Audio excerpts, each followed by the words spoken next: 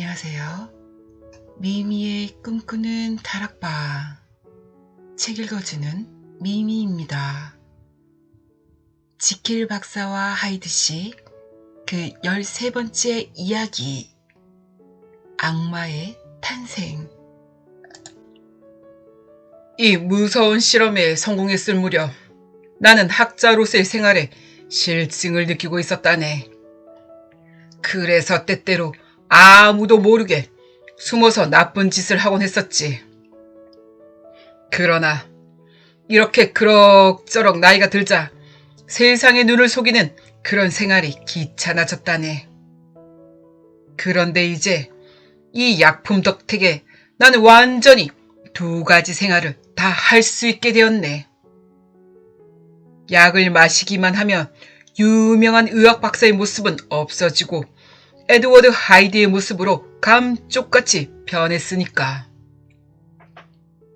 사람들은 지킬과 하이드가 같은 사람이란 걸 조금도 눈치채지 못했을 것이네.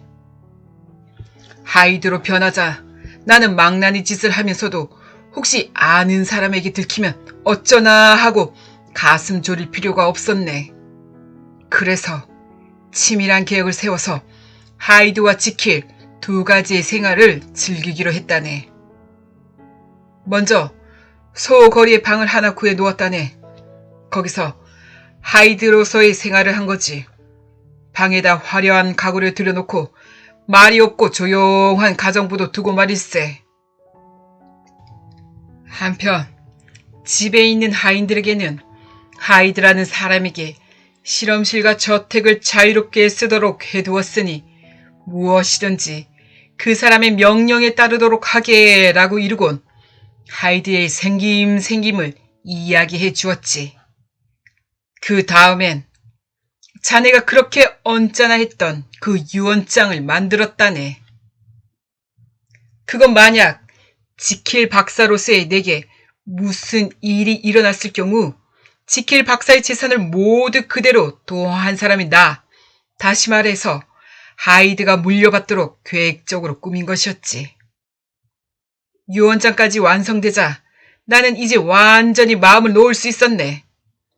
제 멋대로 행동하고 싶으면 약을 마시고 하이드가 되어 런던의 밤거리를 마음껏 돌아다니며 놀았지. 그러면 뻔뻔스럽고 어떤 품이 없는 행동이라도 아무 꺼리낌 없이 할 수 있었다네. 아니, 지킬 박사님이 그런 행동을 하면 명예에 손상을 입게 되지요. 하는 따위의 성가신 말을 들을 염려도 절대 없었지. 생각해봐. 하이드라는 인물은 사실 존재하지 않는 것과 마찬가지야. 잠깐 동안 실험실에 들어가 약을 마실 시간만 있다면 어떤 짓을 하든 문제가 될 게 없었던 거지.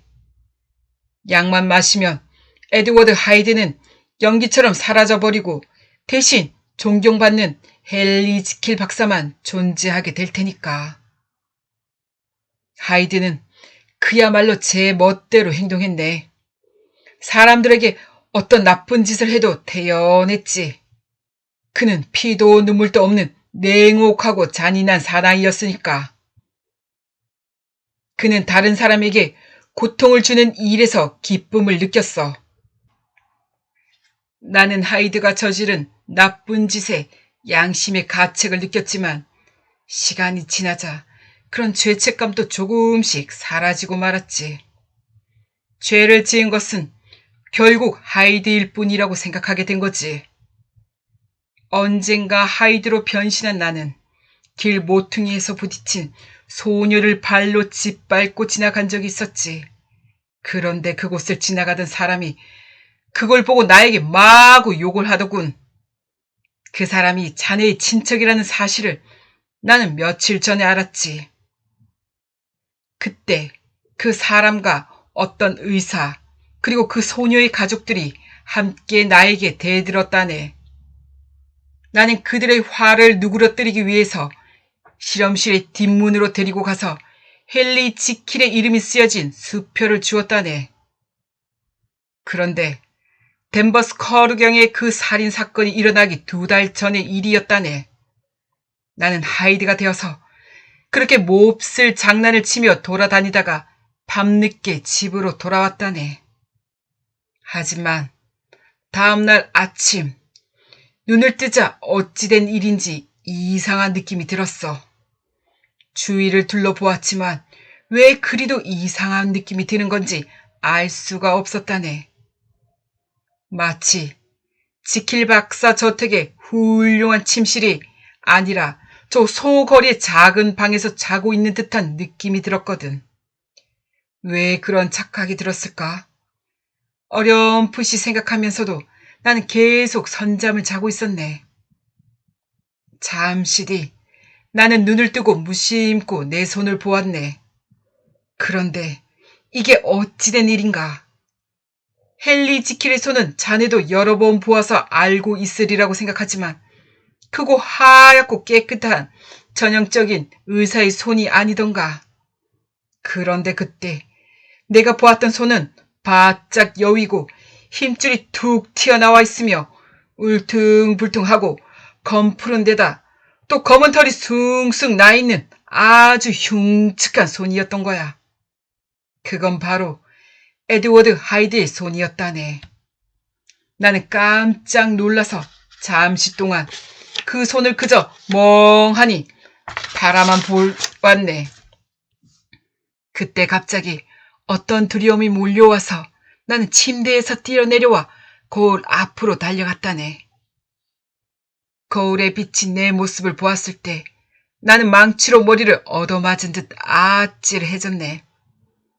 잘 때는 분명히 헨리 지킬이었는데 깨어보니 에드워드 하이드로 변해 있지 뭔가.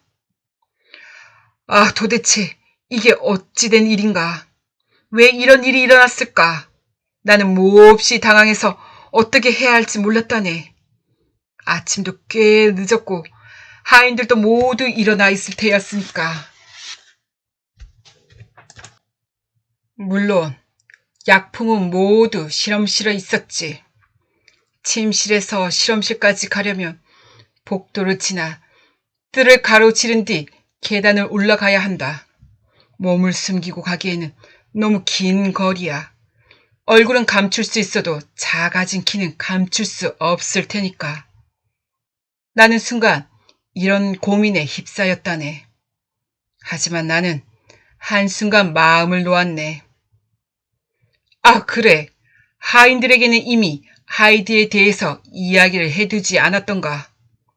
그런 생각이 들자 나는 안심하고 옷을 입은 다음에 서둘러서 실험실로 갔다네. 하이드가 실험실을 드나드는 데는 이미 하인들도 익숙해져 있었거든. 물론 그로부터 10분 뒤 나는 다시 지킬 박사의 모습으로 되돌아가서 아침 식사를 할 수 있었다네. 물론 식사를 할 기분은 아니었지만 말일세. 아무튼 이 뜻하지 않은 사건으로 나는 커다란 충격을 받았네. 약도 마시지 않았는데 왜 하이드의 모습으로 바뀐 것일까? 나는 몹시 불안해졌다네. 이렇게 지킬과 하이드의 이중생활을 계속 하다가는 앞으로 어떤 위험에 부딪힐지도 모른다는 생각이 들었거든. 더욱이 그즈음 하이드는 처음보다 한결 몸집도 커지고 힘도 세진 것 같았다네. 만일 이런 짓을 계속한다면 나중에는 약을 마셔도 원래의 모습으로 바뀌지 않을지도 모른다는 불안감이 덮쳐왔다네. 그리고 악한 쪽의 마음, 다시 말해서 에드워드 하이드 쪽이 내 원래 인격이 되어 다시는 지킬 박사로 되돌아갈 수 없게 될지도 모른다고 느껴졌다네.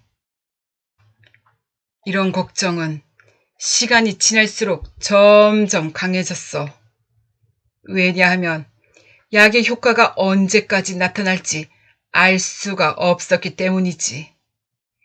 한 번은 약의 효과가 전혀 나타나지 않은 적도 있었다네.